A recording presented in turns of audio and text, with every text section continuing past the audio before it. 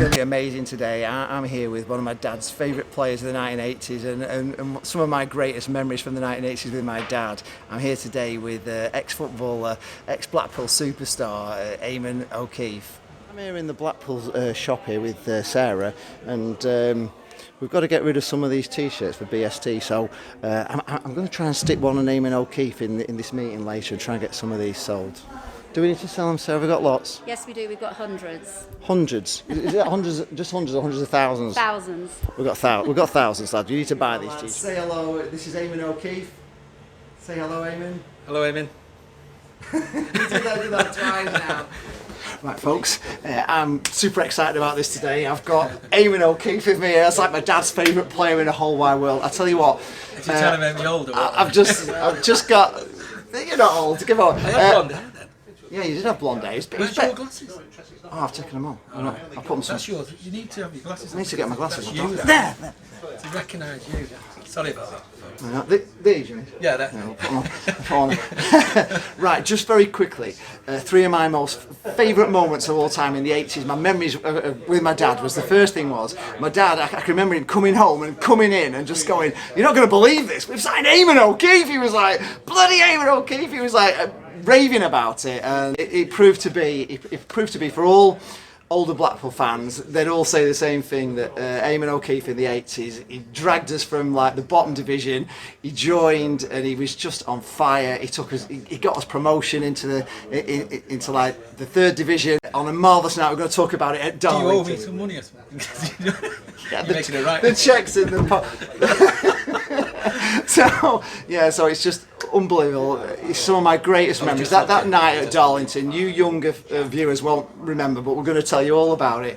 And I'm going to have a chat with Eamonn. Right. Eamonn, I was just saying on the introduction that some of my greatest memories are obviously my dad saying that we signed Eamonn O'Keefe, and we went to Darlington. Sam Ellis was the manager at the time. It was just one of those nights, and at the end of the game, the Blackpool fans were singing for Sam Ellis, Tangerine Army, and they were there for half an hour. In the end, the police had to bring him out of the dressing room to come and give us he was off the bus. He actually got on the bus, hadn't he? Okay. So, what do you remember that night, Eamonn?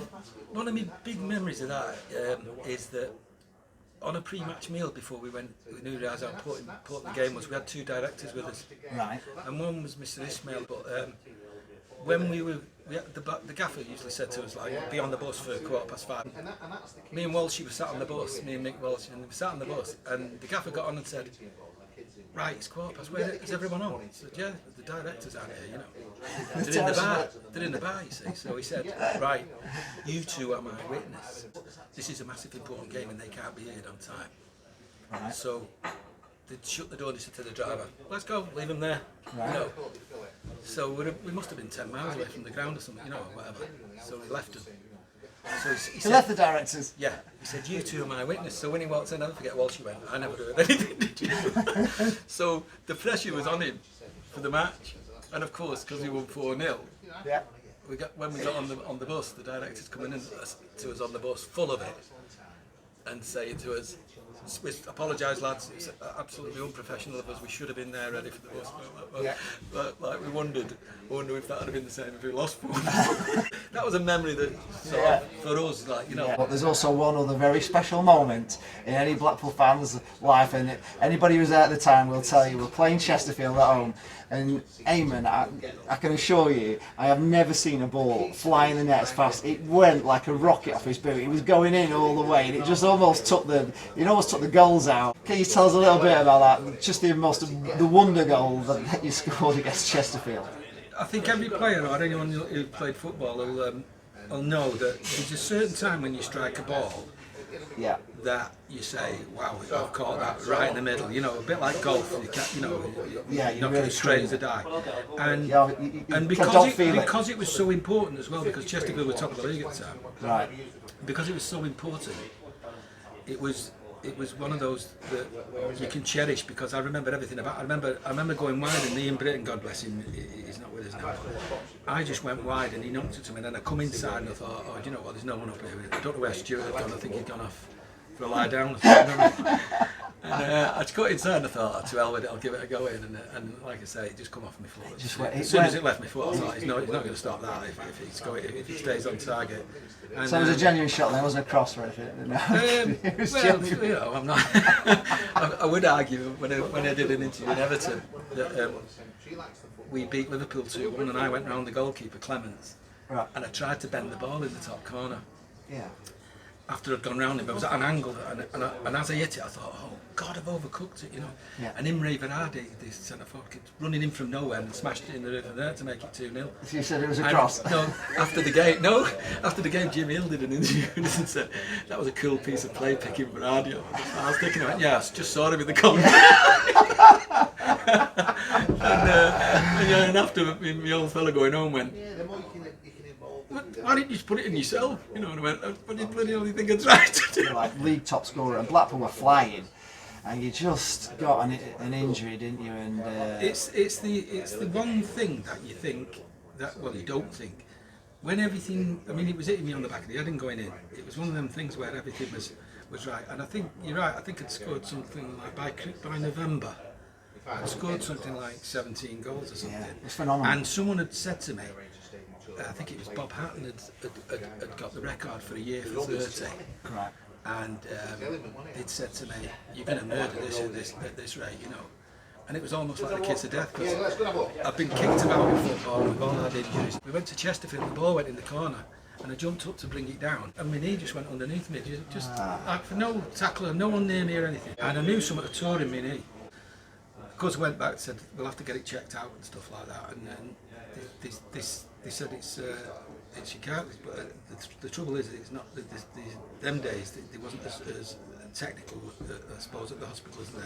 They removed it instead of just cutting it a little bit off, you know. But I ended up with septicemia in the hospital. I still say to this day, Bobby Thompson, who used to play here, had his cartilage done in before me, and I went down to the surgery after him. Yeah. And I think he was infected me. because the next day when I was in agony with my legs swelling, he was in crutches saying, hey, look at it, what's that to you? And I went, it's you dirty, you clean your leg before you know. And short of suing the hospital for it, I got septicemia from it. I ended up in there 8 weeks. And it just went over the Christmas period as well. And I remember the lads on the Christmas night out all phoning up to the hospital saying, we're having a terrible time. You can hear about you know, the music going and everything. I'll tell you a story about Bobby as well. Bobby had a very short temper, but he was a nice lad, Bob, you know. But he used to wind him up to fever pitch. And one time, we got to the training ground, and I was feeling sorry for myself. Conroy had a broken leg. I had my knee in the plaster and all that, and all the lads' gear was up in the changing room, you know. So we decided to cut everyone's socks off at the toe. All right. Because we were just frustrated and annoyed that they're all coming at all that, and we were like, yeah. So when the gaffer heard what had happened, he called the meeting with the lads and said, right, we're all sat round, and he went, right, we want to know who's done this, like, you know. So of course me and Conrad went, but we were on the injured and we'd been having treatment, you can count us out.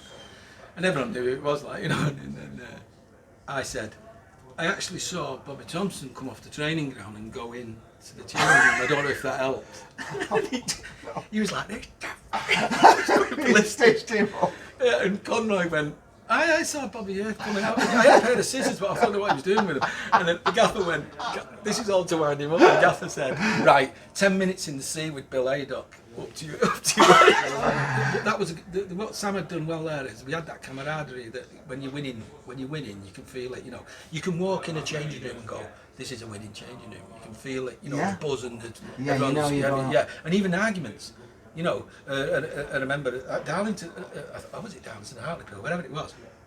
Billy O'Rourke had Mick Davis had shot a back pass and we drew 1-1, and the gaffer was steaming. And as usual, he said to Davis, you'll never kick a ball for this club again. You know, and then of course Davis, a few weeks later when he was on the chart, when he stuck the chart of who's on, and there was Davis, he went, oh look, I'm on the team. Yeah. Be very careful, Michael, I'll be taking it off, you know. What was he like, Sam Ellis, to play? Good bloke. Yeah. I think I was spoiled a bit with the likes of Howard Kendall and Howard Wilkinson, who were very organised. You know, they wanted free kicks, it's a certain way, and Sam was more like, I think, a typical defender, because that's what he was. Yeah. Sam was quite happy. We had Steve Esky and people like that who you know, he'd stop stuff, but I was lucky when I got there. Paul Stewart, he was a great runner and a great, you know, created stuff for us and all that, which enabled the freedom for me to nick a few goals. He had a combination that was all right, but like you were saying, I got it. Conroy got the broken leg one week, and I got my knee the next week, and you sort of tore the middle out of the team.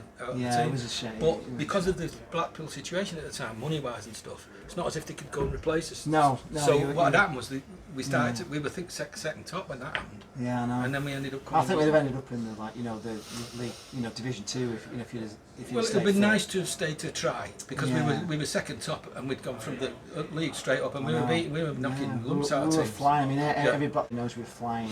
Yeah.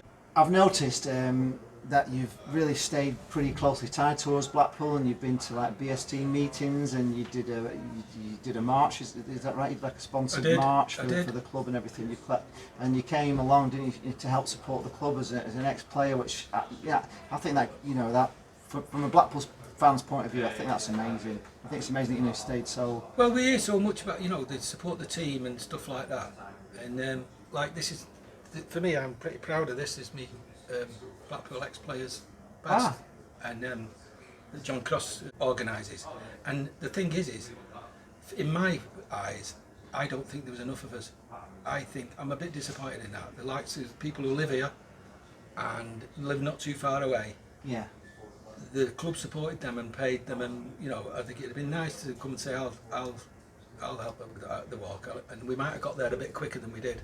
Yeah. But thanks to the likes of Christine Seddon and the BST, which I am absolutely, I'd be amazed if they don't offer her a position at this football club, because she's pulled a tree up.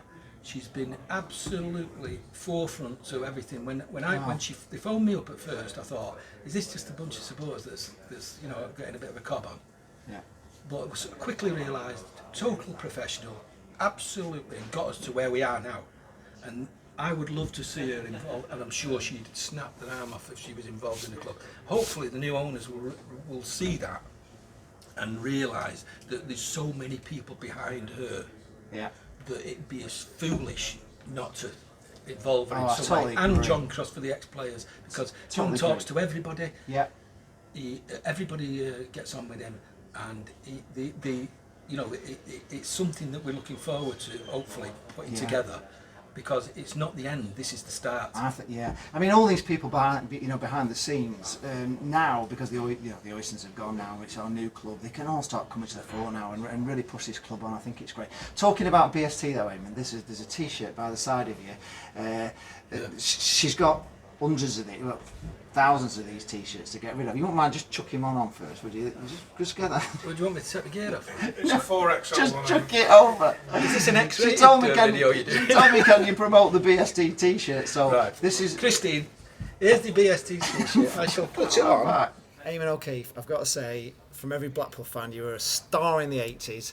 It's lovely to meet you today. I'm glad you're still involved. I'm glad you're still kind of around Blackpool Football Club, and it was great to see you at the BST meetings. And I think every Blackpool fan is going to enjoy just hearing what you've just said now. I'm going to get it on my vlog as quick as I can, and I'll give you the links and everything to it so you can watch. But great. I don't want to watch it. I've not got my blonde hair anymore. You don't got your blonde hair.